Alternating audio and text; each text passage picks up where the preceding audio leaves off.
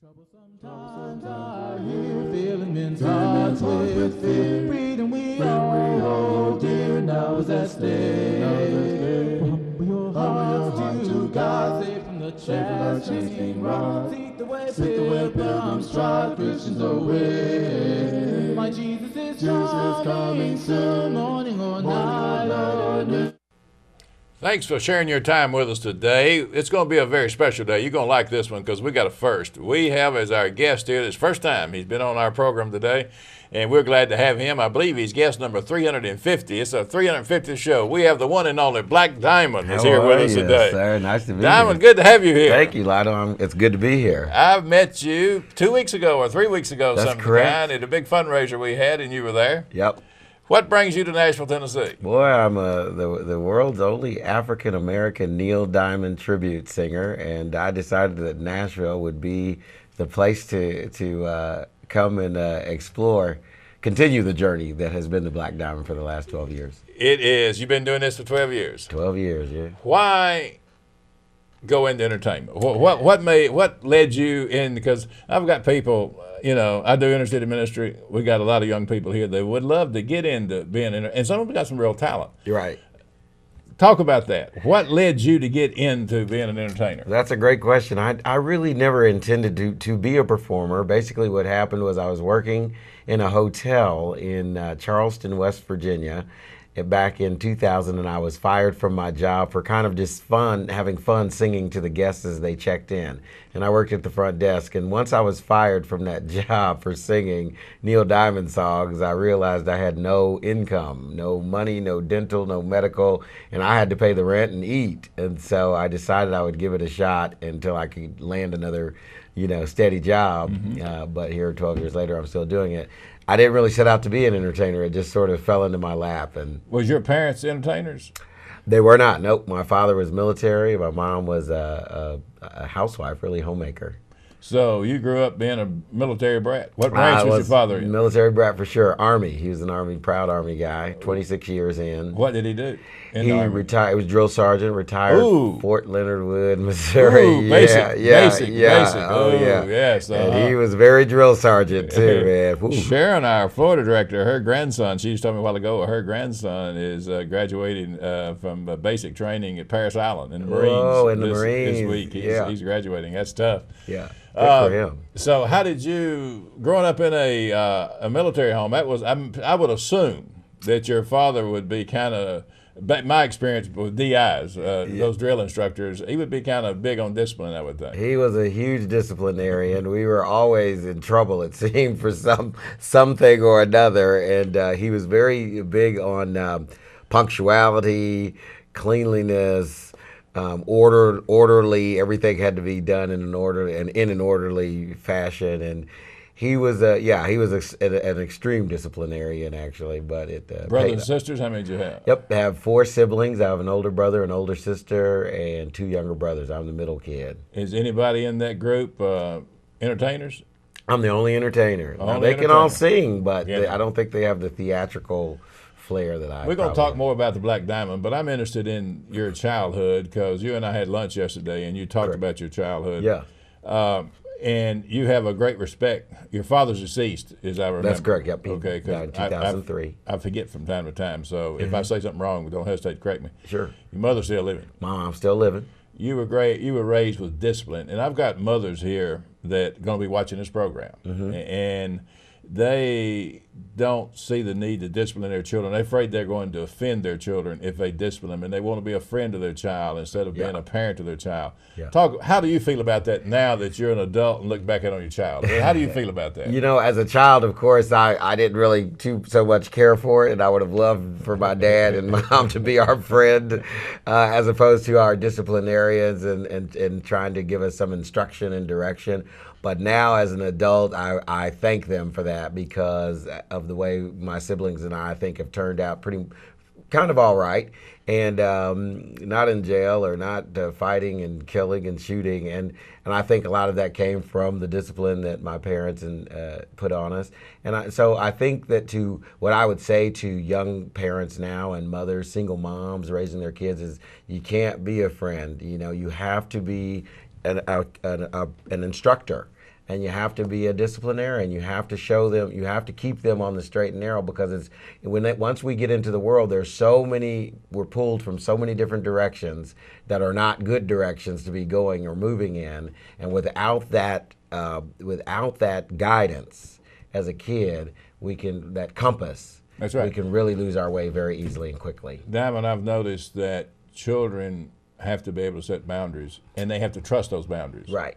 If children trust boundaries, they can have a much healthier life. That's exactly right. And if they don't trust those boundaries, they're going to get themselves in trouble. Every time. Many times we tend to, as children, I think, test those boundaries. And we want to see if we can push them. Our parents will say, you can't do this, you can't do that. But that's just being a kid. That's just being a kid. That's part of being a kid. It's the responsibility. Parents do what parents do, kids do what kids do. Yeah. And the responsibility of the parent is to not let them out. They're going to try, and they're going to test, and they're going to see how far they can go.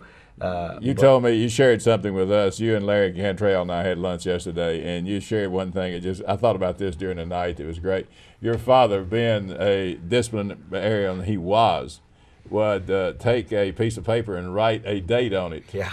And hide it behind somewhere on the floor. Right. And then he'd let a few days go by, and if that piece of paper was still there, he would get you for not cleaning the floor the way you should have cleaned the floor. He would pick an errant child, whichever one of us happened to be walking by at the moment he decided it was time to call us on passing over that piece of trash or debris that he had laid on the floor, and he would ask us to pick it up. And we'd go pick it up, and he'd say, open that up and read it to me. And what does it say on it? It was always his initials and the date that he put it there. And of course, that was always 4 days ago. And he'd go, you realize you walked past that piece of garbage for 3 or 4 days? That's just pure laziness. And you think you're going outside to play kickball? I don't think so. Upstairs. We'd turn around and go upstairs and just be so mad. But those boundaries, those skills are setting you the boundaries. And you're going to need these boundaries being in the business you're in. Yeah, oh yeah. Now, you're a Christian. I am a Christian. You proud believe in Christian. the Lord, proud to be a Christian. Yeah, oh yeah. You started out riding the church bus. I did. That just got my. When you told me that at the fundraiser the other night that you grew up riding the bus, that because I've devoted my entire life just about to picking up children on buses and taking them to Sunday school. It works. It really works. I mean, for me, it was life-saving and life-changing, life-altering. The principal of my elementary school on the Army base in Fort Leonard Wood, Missouri, was a deacon in the church, and he would come through the cafeteria every Wednesday at lunchtime and take his shoe off and bang it on the wall and say, church tonight, 6 o'clock, ride the bus, pick you up. And we loved it. Every Wednesday, the kids in the cafeteria just looked so forward to Mr. Pendleton coming around and doing this. And of course, I took it as my own personal mission to round up as many kids as I could on the Army base. You was a leader from day one. Yeah, maybe so. I just know I wanted as many souls on that bus, including mine, as we could possibly cram on there, and it would be packed on Wednesday night. Now you're volunteering. Since you've come to Nashville, you've been volunteering with us. Yes, oh yeah. At one of our learning centers. Yeah.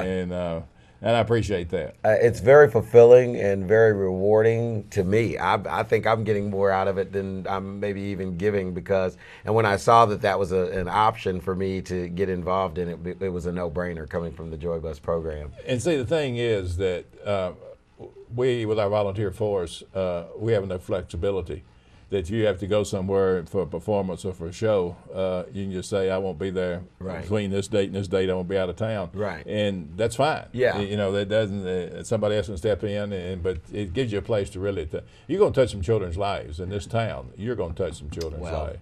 God through me will do that, I hope, and I'm certainly going to allow myself to be his vessel, and the kids are definitely touching me already just from the work we're doing at the Learning Center where I am now at Riverwood, and I've definitely gotten some kids in there that I'm, very fond of, and you can just tell are going to grow into great Christians. When did you, and I may have asked you this a while ago, I asked you yesterday or today or sometimes, so this is a repeat, just answer it again because that's just the way we're going to have to do this. My long-term memory is gone and my short-term memory is slipping, but we're going to be okay. Yeah, we're going to be all right. When did you decide you would be an entertainer? Probably...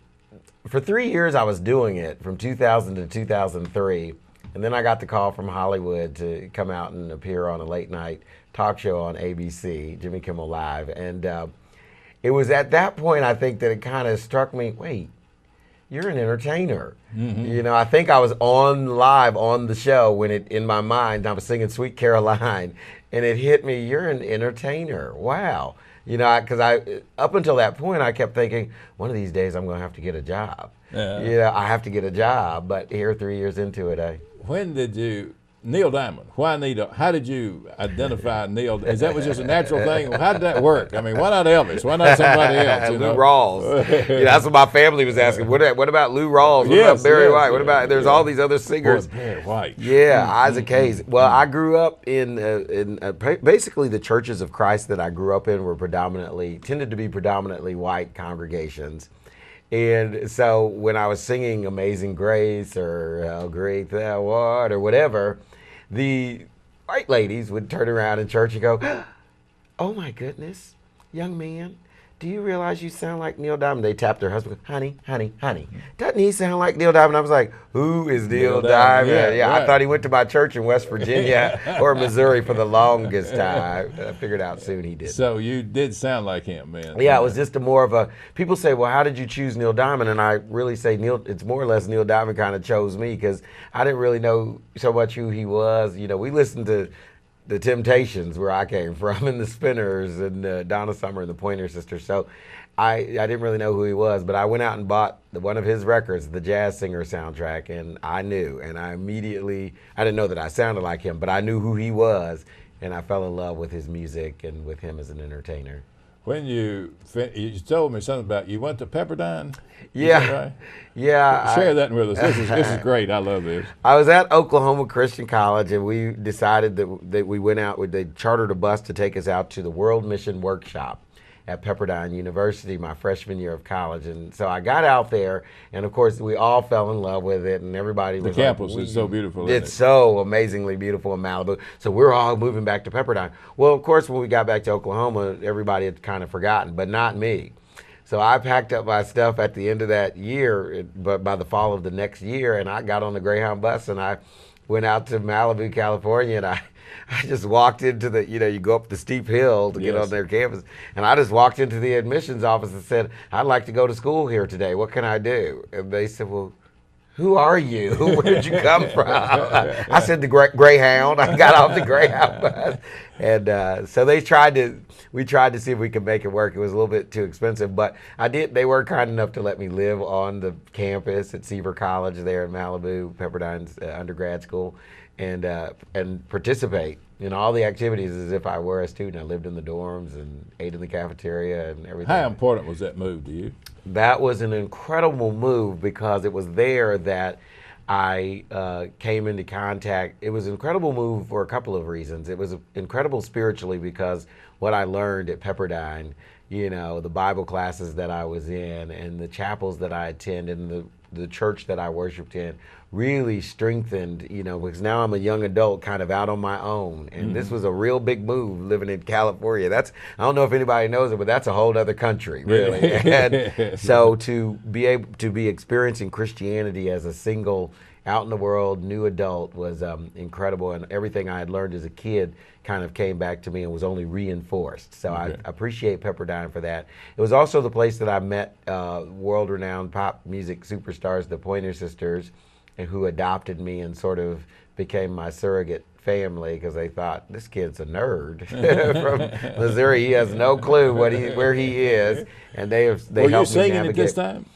I was only singing, church songs. I never thought of myself as an entertainer. You wasn't doing Neil Diamond at this time? No, I don't even think I ever sang for the Pointer Sisters. A few years ago, I got to open for them, and they were stunned. They said, where did this come from? We never knew in all the years we've known But you had been in their homes at that time. Oh, I had lived with... Because you had made contact with one of their children. One of their sons. Ruth but Pointer. You didn't know who he was. No, didn't know who he was. Ruth Pointer's son, Malik, and we became great buddies. And one day I was complaining that everyone in West Virginia and Missouri wanted to know when I was going to meet a celebrity. And I said, well, matter of fact, when am I going to meet a celebrity? We're in Malibu. Doesn't Bill Cosby jog around the track over here on campus, which was the rumor? And the guy said, well, just tell him you're hanging around with a celebrity's son. And I said, well, who? And he said, well, Malik. And at that moment, I went, wait a minute. It's the 80s, the height of their popularity of the Pointer Sisters. He's black. His last name is Pointer, and we're in Malibu. And I went into sort of a shock, and I said, who is Malik? And he goes, well, his mom is one of the Pointer sisters. I went, oh, I knew it. Oh, my goodness. And so I saw Malik later, and I said, how come you never told me who your mom was? And very low-key he said, oh, yeah, dude, by the way, my mom's a rock star. And that was that. But I ended up meeting them, and they were very kind and really helped me navigate Los Angeles and took me under their wings and mentored me personally and professionally. Well, when did you go out, when did you decide Neil Diamond thing was you? There's one point you told me you were in D.C. Yes. Now, is that before Malibu or after Malibu? That was after Malibu. I had left Los Angeles and decided I was going to go back home to West Virginia and just kind of slow down because it was so fast-paced there. And but then I got to West Virginia and I was like, but I think I need that's real slow. So I need something kind of in the middle. But now you weren't doing Neil Diamond at this time. No, not really. I just moved out to Washington, D.C., and there I realized I was broke. And so I had to start singing with a tip jar on the street outside of this youth hostel in Adams Morgan, which is a little section of Washington, D.C. So you're basically homeless. Is that it? Yeah, basically. I was living in a youth hostel and earning my money in a tip jar. How'd that go? Every day I would pay the rent, but and I would live off of, the fast food. There was a fast food burger chain that had $1. Their biggest sandwich was $1, and I would get that every day and just cut it in half and live off of that, and just sing "Sweet Caroline" to beat the band. I was really having the time of my life, not realizing my real plight was, you got to figure out what's going to happen with your life. And Neil Diamond came to town in Charleston, West Virginia. And the newspaper there wanted to do a story. And my buddy called me and he said, well, they want to do a story on you. And I said, well, why? He said, duh, you're black, you're from here, and you sound like him. Okay. And at the time, it was his first visit to West Virginia in 18 years. So it was kind of a big deal that he was coming back there. And I said, well, I don't even have money for the Greyhound. And so he bought me a Greyhound bus ticket, and we went back. And then what happened then? The Charleston Gazette newspaper wrote a story on me that I thought would be small, but it was a huge front page story, and people started calling and booking the show. And so that way you took off then? And it just kind of took off. Okay. Yeah. And so now, are you at the point? Are you married to the Neil Diamond music, so to speak? Is that who you have to be, or can you break out and sing country and some other things? Brother, I'm versatile. Yeah, I'm versatile, brother. I can do whatever. I need to do. But it sounds like Neil Diamond. It does. So sometimes I do George Strait in my show, and they'll go, so that's what it would sound like if Neil Diamond sang a George Strait song. Yeah. What's your goals from here now? I know you're going to be a volunteer at Inner City Ministry. Yeah. Oh, I'm very excited about that. That's a big one. What's your goal from here on? You have an agent here in town. Yeah. Right? Just acquired an agent recently, who is going to be trying to market the show internationally, even though I'll be based here in Nashville. And one of my goals is to get over at either the Mercy Lounge, definitely the Mercy Lounge, and the Ryman Auditorium. I will know I have arrived when I play the Mercy Lounge and the Ryman Auditorium. Yeah.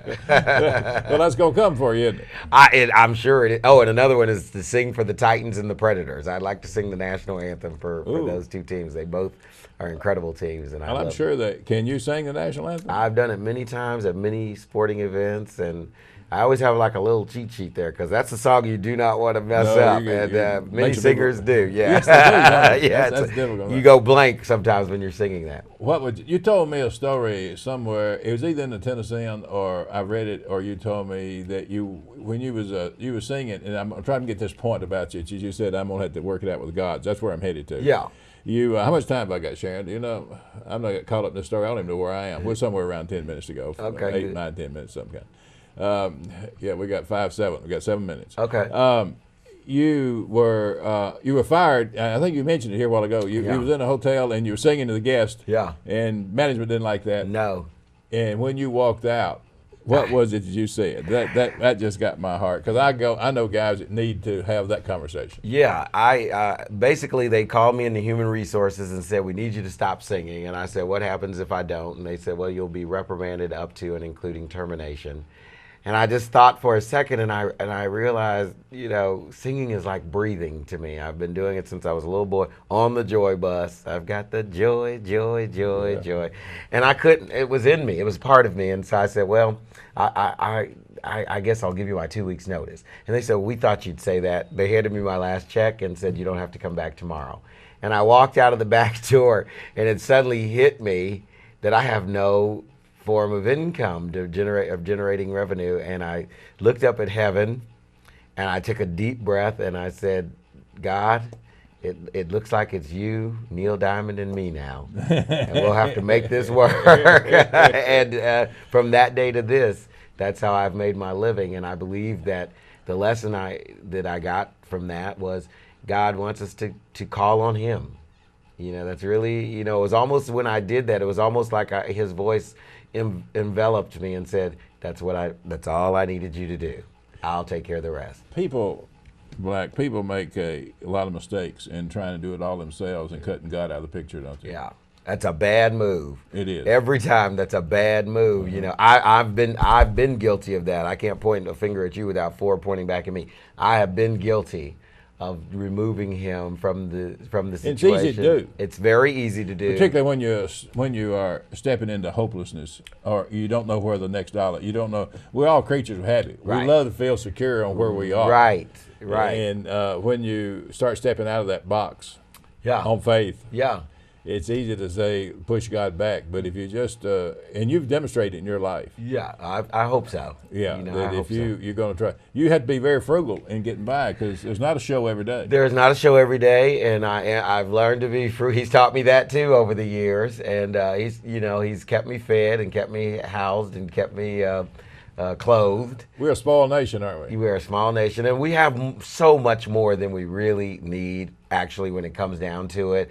Do we really need 5 houses and 8 cars? Yes. And, you know, I'm a very frugal guy, and so it was easy enough for me to adapt. If you can make it on cutting a hamburger in half and make it through the day on that, that would be good advice for me. I could follow that and do something good. Just have them put extra everything on it: lettuce, tomatoes, onions. That makes it 2 sandwiches. That's right. That's the trick. Put everything in there. Yeah, that's the trick. When you leave here and you're going to work out in Nashville, but you will be booked. You got agents, so you'll be going to other cities, I guess, and performing. Yeah, coming up pretty soon, actually. I'll be in places like Chicago and Michigan and St. Louis, Missouri, and Boston. I'm very excited. It's my first time.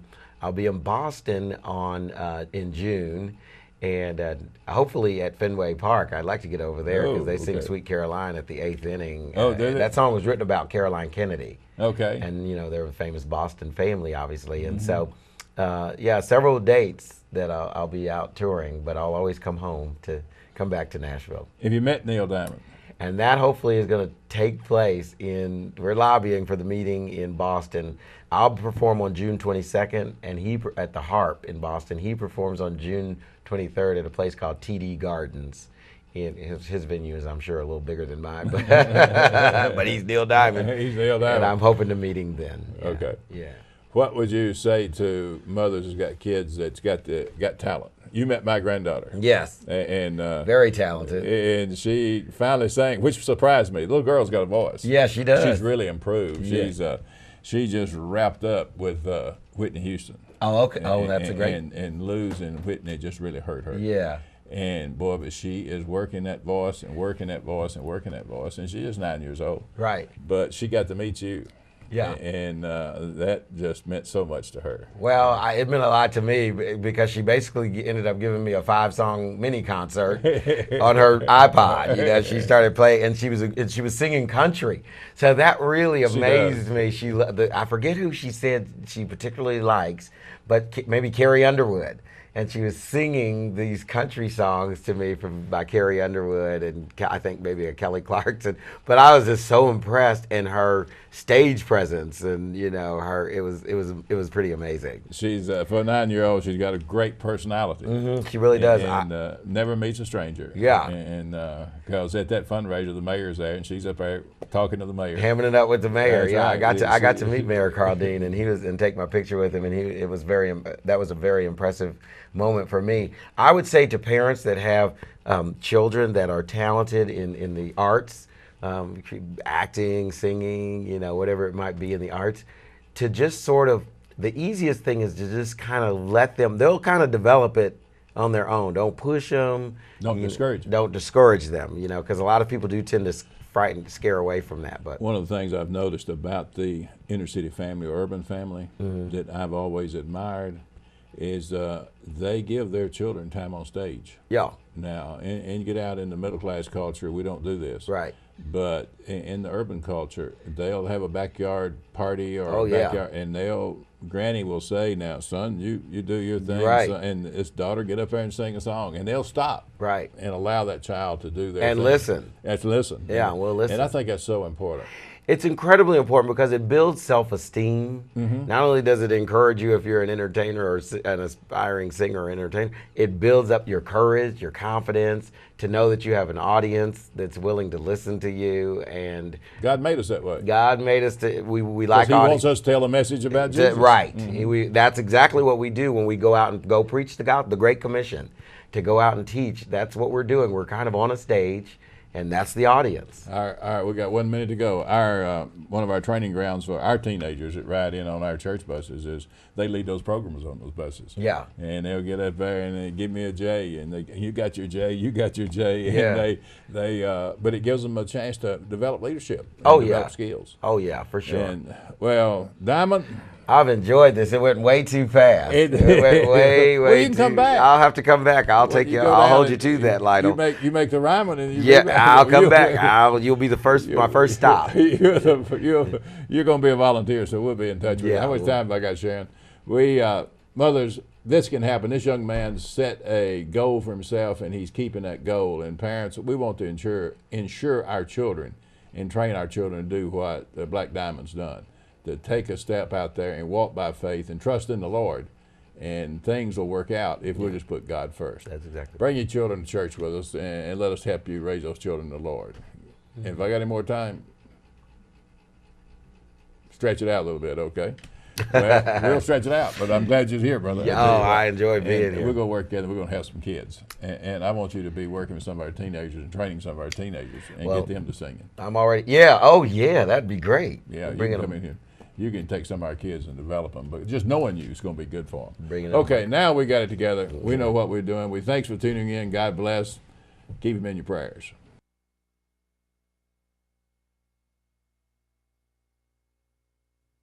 Troublesome times are here, filling men's hearts with fear. Freedom we all hold dear, now is that day. Humble your heart to God, save from the chastening rod. Seek the way pilgrims trod, Christians away. My Jesus is coming soon, morning or night or noon.